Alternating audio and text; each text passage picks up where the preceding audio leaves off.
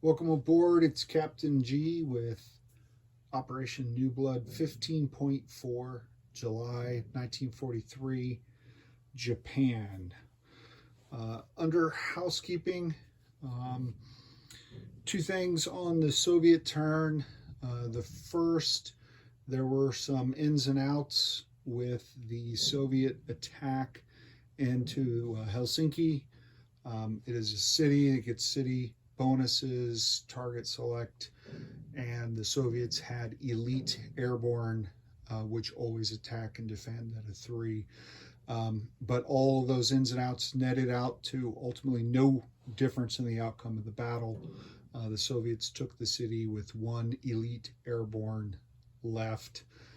Their bonus, as a result of taking that is a strategic objective that gives the Soviets a victory point, and their bonus is advancing any 2 of 3 different technologies, but they already have 2 of those technologies, advanced artillery and heavy armor. So the only one open to them to advance was advanced mechanized infantry. So that was moved from phase 2 to phase 3 now for the Soviets.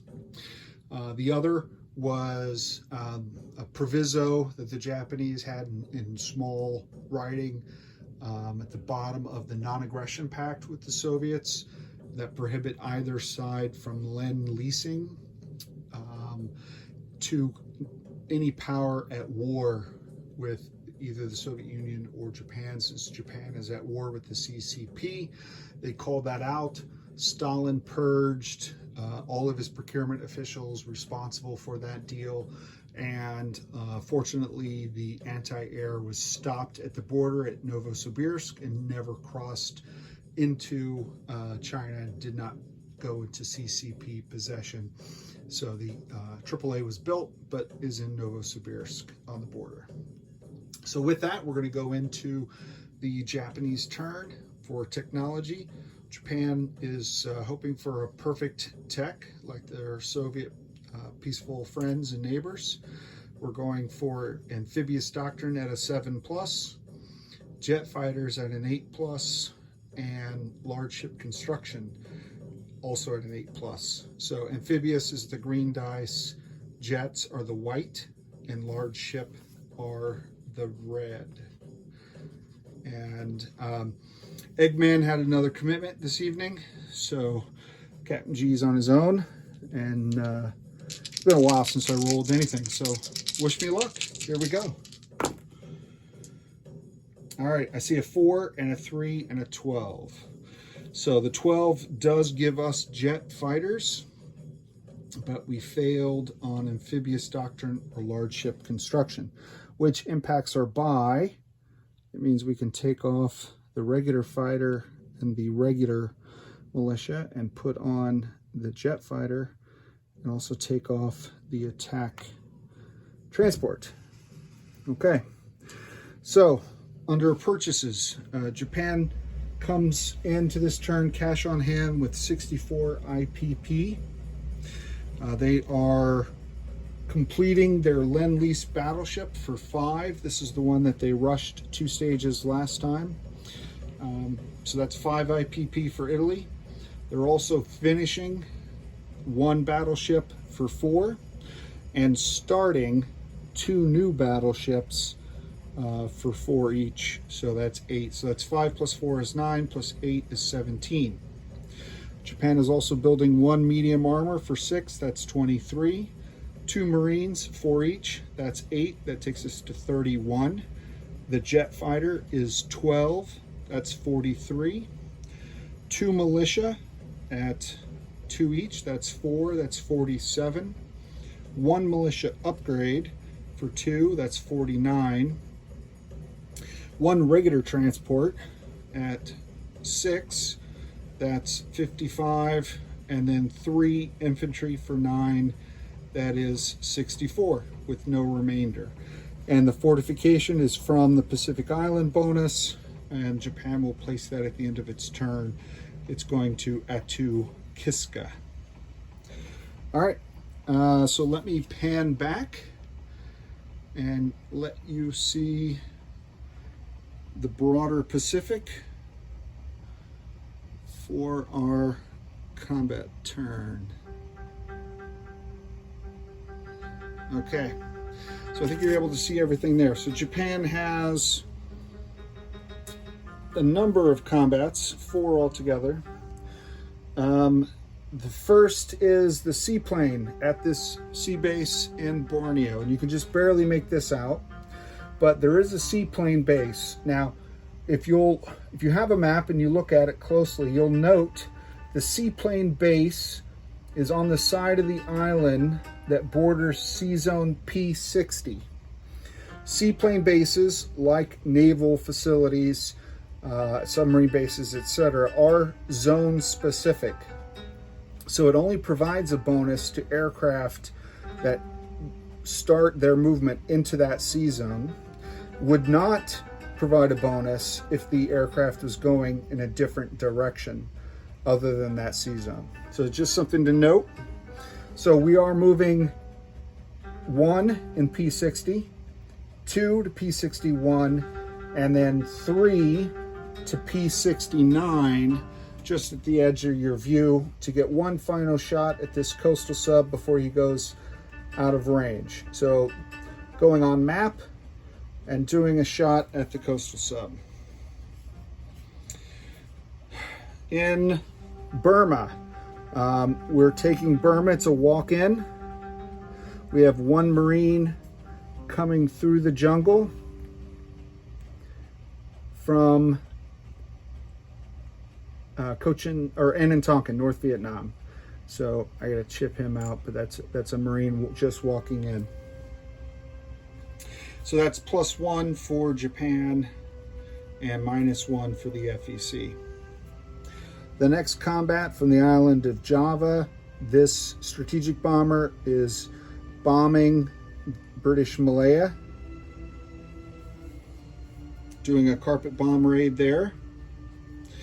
And then the final battle, let me move this card over so you can see it. This is the big one for us this turn. Is, yeah, there we go. So the British Army in India up here in Bengal, which has 4 Gurkhas, 1 medium bomber, and 3 fighters. We're sending in from Calcutta itself 1 armor. Now the armor is crossing a river, but it's also going into jungle, so that's 2 negative penalties. The river is a -1 on the first turn only. The jungle is -2 for vehicle class every turn. So the jungle penalty is the one that has precedence. So the armor is -2 in the attack in the jungle for every round. So instead of a 6, it'll be attacking at a 4. Additionally, the 2 infantry from Calcutta will be joining the attack. They don't have a penalty for the jungle, but do have the river penalty. So the very first round, they'll be attacking at a 1. We move the German Luftwaffe that's based in Calcutta out of the way because we're going to need space.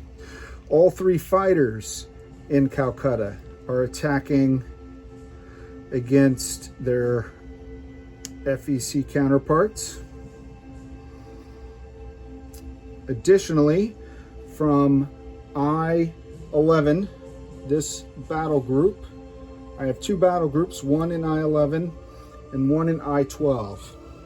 So from the carriers, all aircraft, so a TAC bomber and a fighter off the carrier in I-11, and 2 TAC bombers off the carrier in I-12.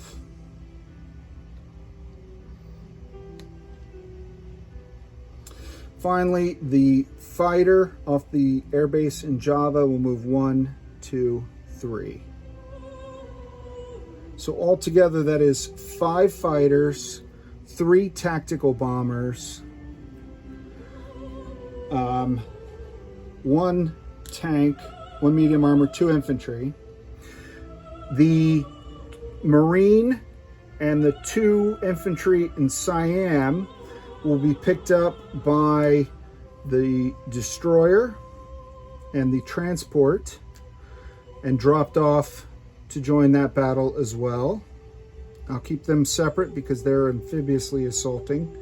They don't have the river penalty, but they do have their own issues.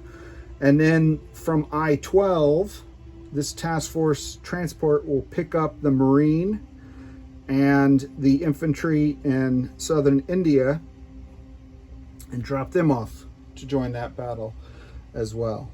So 2 Marines, 3 infantry from amphibious assault, 2 infantry and an armor coming from Calcutta, 3 tactical bombers, 5 fighters flying in against this, basically the penultimate battle of the Indian campaign. All right, that is all of our planned combat. So let's start with the attack on this coastal sub. The seaplane, let me move this because I slid you back. Now you can't see the dice box. Let me just go with the HBG. Where's the HBG dice box? Don't know where it is. It's a little smaller and easier to see sometimes. All right, this is harder doing it on my own without Eggman. So respect to my fellow players who do this by themselves all the time. All right, so the seaplane attacking at a 3.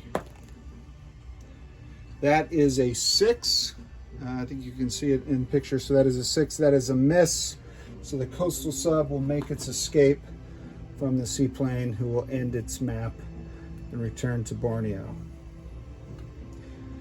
We'll see where he ends up going and what ship the coastal sub eventually sinks. All right. So now let's do the strategic bomber attack on British Malaya. 3 dice at a 2 or less. I have a 2, a 4, and a 5. So Lancer Bolt will of course take the militia as his casualty, and that strategic bomber will land back on Java. All right, here we go. Oh, I forgot the final piece of that, which is the battle cruiser providing the 1 and I was about ready to roll it and I realized I didn't say it. So the only naval gunfire support, as you can see, is the battle cruiser at a 3. So we'll roll the battle cruiser at a 3. The rest of the ships in the task force are going to go other places. So this is first strike 8. That's a miss. Might as well have not sent it. All right. So we'll roll the 2 1s for the 2 infantry crossing the river into the jungle. I see a 1 and a 5, so that is 1 hit. Now I have 5, 3, 4, 5 2s. These are the Marines and the 3 infantry coming ashore from the amphibious assault. I see a Marine with a 1, a Marine missed at a 3, a 6, a 7, and an 11. So just 1 hit.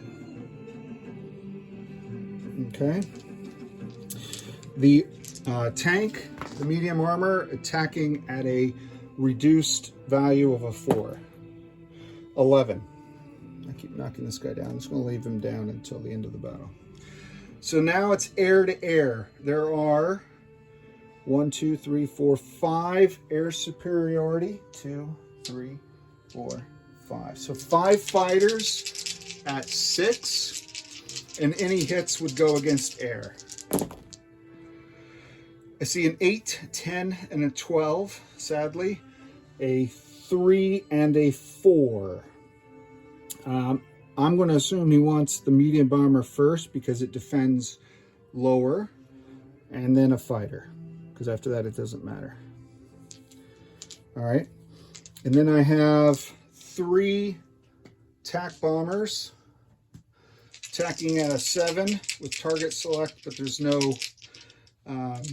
difference in units. So I get a 1, a 9, and an 8. So just 1 hit. So altogether, that's 3 ground units and 2 air units in the first round of attack.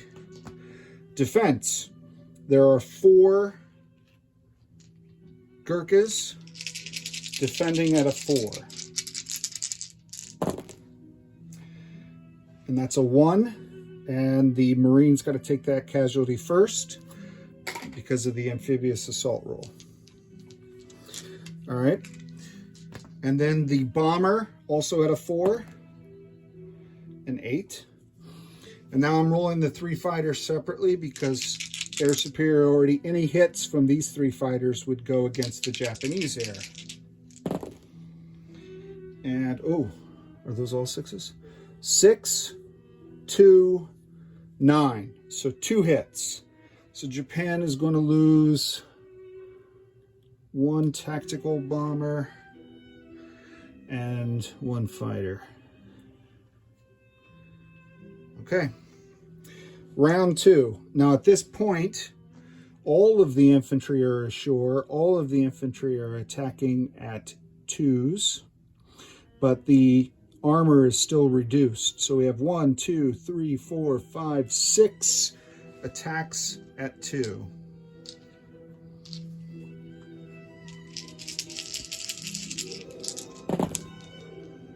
I see 1, 2.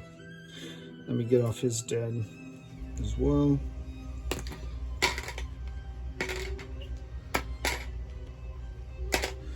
Sorry. 1, 2. So that pushes his final Gurkha back. Now I have the tank at a 4. Roll a 5. Tanks in jungle are not very good. I have 4 fighters at 6. 4, 5, 6, 1. That would have been helpful the first time. So that's 4 more hits. That wipes out the rest of the FEC Air Force. I do still have 2 tactical bombers at 7s. So in case I missed some other factor, let me roll that in. I got a 5 and a 7, which is 2 more hits with tac bombers. So that's the overkill factor. In defense, we have the Gurkha at a 4 and 2 fighters at 6s. Gurkha will be the blue. 7, 10, and an 11. So those are all misses from the demoralized FEC troops who no longer wish to fight for their colonial oppressors and yearn for a free India, Asian for Asians. So that wipes out this task force, but I'll leave the ground units on the card and I'll replace it with the Japanese card later. So the surviving ground forces were 5 infantry, 1 medium armor, 1 marine, and then the aircraft I will land during the non-combat phase. But that moves Japan up 1 more and the FEC down 1 more. So that's a total from a territory of -2 for the FEC, +2 for the Empire. All right, non-combat. There's quite a few non-combats, so let me move you up a little bit more. Sorry, Italy. The tripod. Eggman usually does the camera work. All right, I think you got everything here. So we'll start with the fleets. So in P41, we have the Battleship Task Force.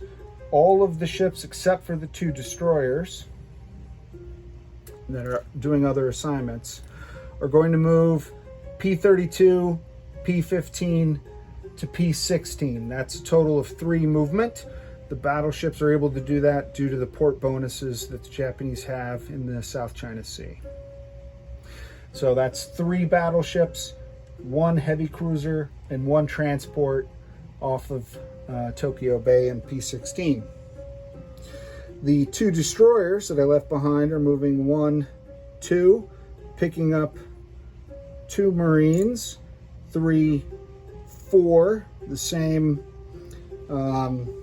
port bonus, dropping them off into Cochin, China. The 1 Marine who was left in North Vietnam is moving into Siam. And the 2 infantry that were in Tonkin are moving into Siam. Get rid of this because that battle's over as well. All right, so these have moved. This task force, let me see. Done that one, done that one.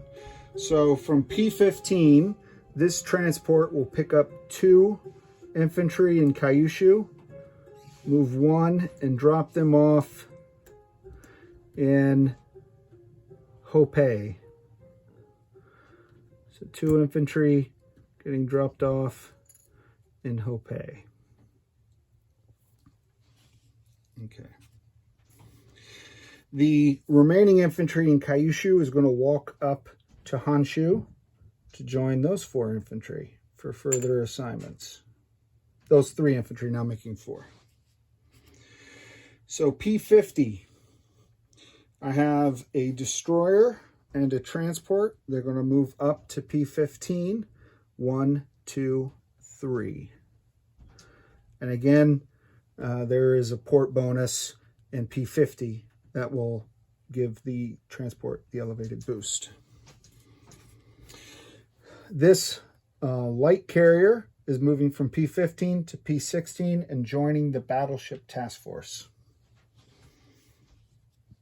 From I-11 and I-12. Okay, so I'm leaving anything that was involved in the attack, which is the battle cruiser, the destroyer, and the 2 transports. Both those task groups are, the one from I-11 has the port as well, are moving 1 into I-12, 2 to I-13, 3 to P-59, and 4 in P-50, or 3 in P-50, depending on which task force they're coming from. And I'm going to combine those into this task force. So that new force comprises of 2 fleet carriers, 2 heavy cruisers, 2 light cruisers, and 1 destroyer. Okay, that is this force here, and that is joining where this fleet, this escort carrier is, to form the new Kido Butai, and it is not moving. Okay. Did that already. Out here in the Pacific, from P-27 to P-22, this 3rd fleet submarine will join the other 2 at the subbase there. Now, the aircraft that were involved in this battle. I had 3 fighters from Calcutta move 1 into the battle, 2 into I-11, 3 into Siam, and then 4 into P-50. So those 3 fighters can land on the fleet carriers and the escort carrier. Additionally, the attack bombers, 1, 2, 3, 4, are going to join them. So I have room on the carriers for 5 aircraft, and I'm landing 5 aircraft. Okay. The remaining fighter will land in Calcutta. Regardless of where he came from, I had at least 1 movement left. You can land in Calcutta. I'm going to replace that with a Japanese task force. Okay. And I think that is it for movement. Yes, that is it for all of the movements. Crossing this off. All right, now let me place units. I'll start with the Italian battleship that we finish at the sea shipyard and major shipyard in Kyushu.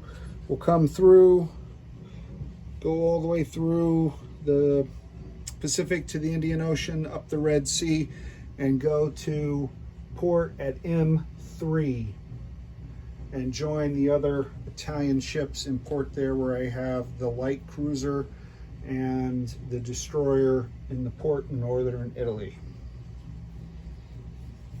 Okay. The fortification at Ukiska, the medium armor in Rihi at the factory there. The 2 Marines will be built in Honshu. So that's 2 of the 5, well, 8 production, I guess now. Do I have, yes, because I have improved. Doesn't matter, it's only 2 of them. The jet fighter, also being built at the Honshu Air Base, and 2 of the infantry. 1 will be built in Calcutta, 2 will be built in Honshu. So that's all 5 units built in Honshu.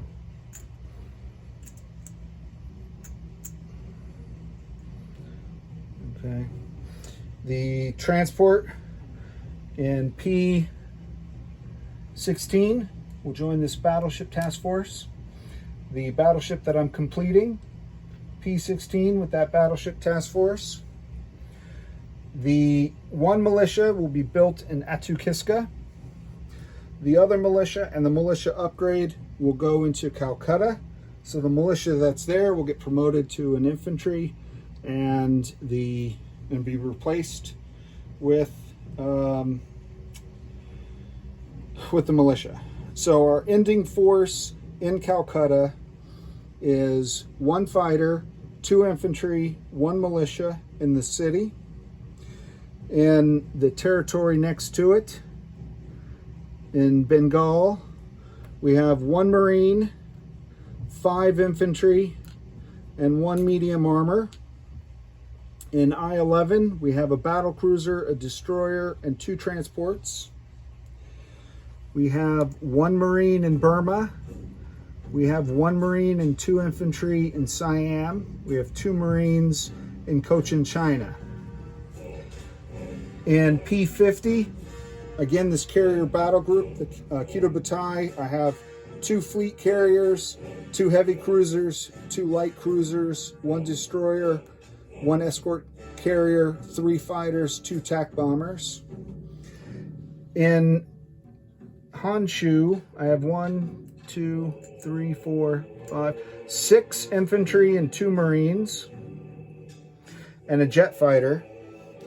And in P16, 4 battleships, 1 heavy cruiser, 1 escort carrier, and 2 transports.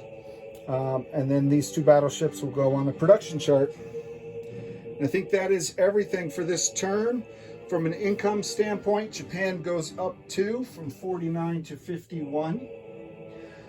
The FEC goes from 5 to 3. And then Japan,